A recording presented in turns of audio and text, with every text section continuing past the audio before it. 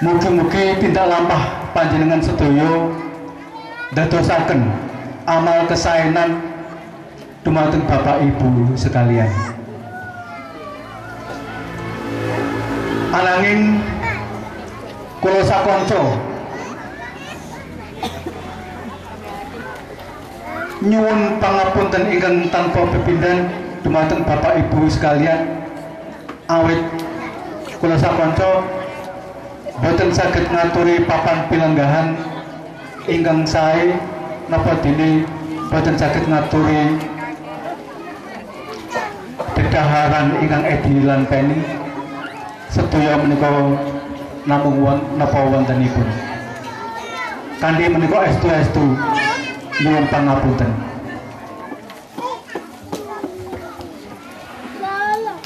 Ugi kanthi wontenipun pengawasan menika kula sakonco saking pengurus Yayasan Fatimah Asyahra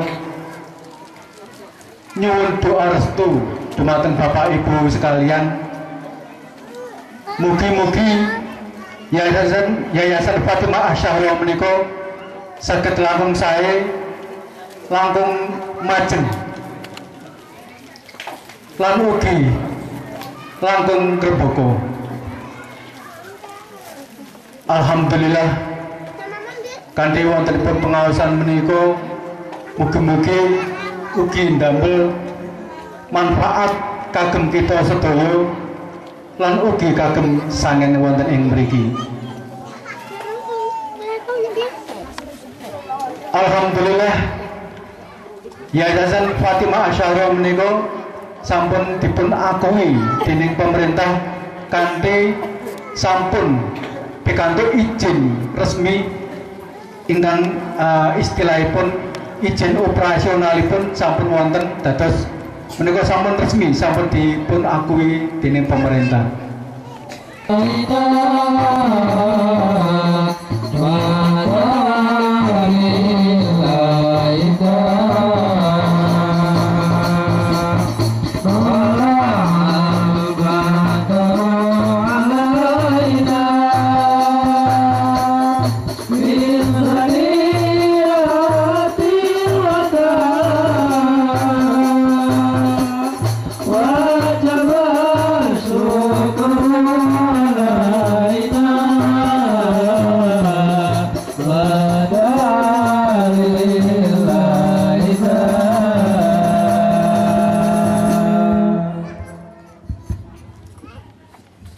Bismillahirrahmanirrahim. A'udzubillahi minasyaitonir rajim. Wabillahi nasta'in. Wassalatu wassalamu ala asyrafil anbiya'i wal mursalin sayyidina wa habibina wa maulana Muhammadin wa ala alihi wa ashabihil mayamin al muntajabin wa lanatullahi ala a'daihim wa zalimihim wa mubghidhihim min al-ana ila qiyami yaumiddin. Bismillahirrahmanirrahim. Rabbi shrah li sadri wa yassir li amri wahlul 'uqdatam min lisani yafqahu qawli. Allahumma antiqni bil huda wa alhimni taqwa. Amma ba'd. Beserta segenap keluarga dan sahabat-sahabat beliau,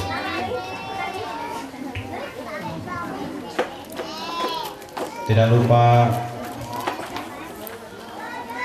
hormat saya yang setinggi-tingginya kepada Bapak Lurah,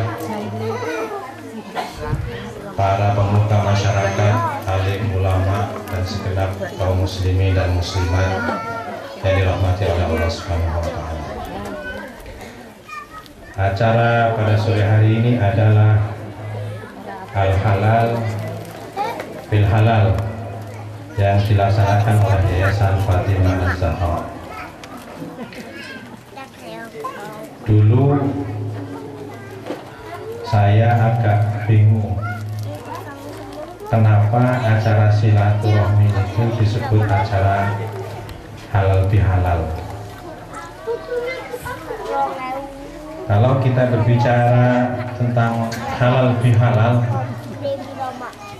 sering kita dengar di mana-mana menjelang atau setelah Idul Fitri biasanya diadakan al-halal bil halal.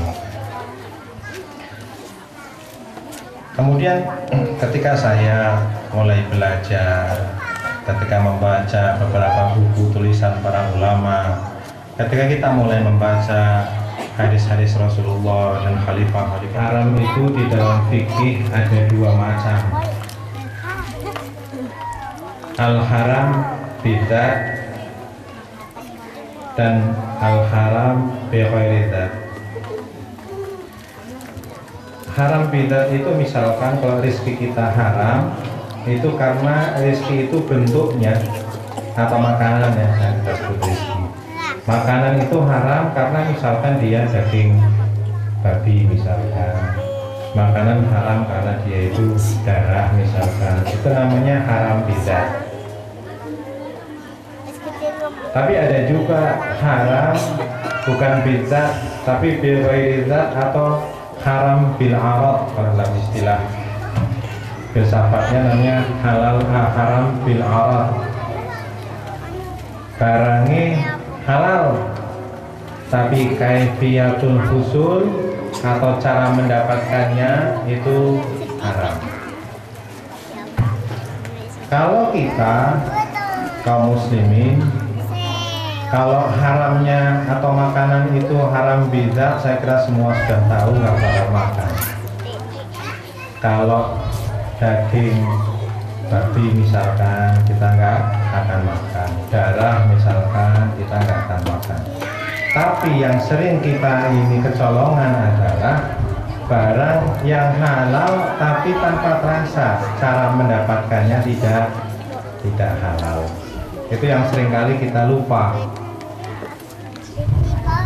Betul ya? Jadi kadang barangnya itu halal tapi cara mendapatkannya tidak halal, baik haram ataupun syubhat. Dari sini kemudian bagaimana cara menghalalkan sesuatu yang haram itu? Biasanya kalau kita mau menghindari yang haram bidzat, gampang, jangan makan. Tapi kalau yang haram bil arad kadang itu sudah kadung kemakan, baru sadar kalau itu haram, bukan hak kita, hak orang lain dan lain sebagainya. Sama saja dengan dosa. Maka saya akan bertanya. Jadi kalau tadi disampaikan oleh Pak Lurah bahwa pengajian kita itu sebenarnya sudah ada sebelum acara ini, itu setiap pengajian saya selalu bertanya, dan saya sekarang mau bertanya juga, boleh ya Pak ya? Saya mau bertanya, siapa yang bisa menyebutkan contoh dosa besar? Apa aja itu dosa yang besar itu? Zina, terus syirik, terus mencuri, durhaka kepada orang tua dan lain sebagainya. Itu namanya dosa-dosa besar. Sekarang saya mau tanya lagi, sebutkan kepada saya contoh dosa-dosa kecil. Contohnya apa? Kan kalau ada dosa besar pastilah ada dosa kecil. Contohnya apa? Dosa kecil itu apa Bu? Ini ibu yang tahu juga dosa kecil.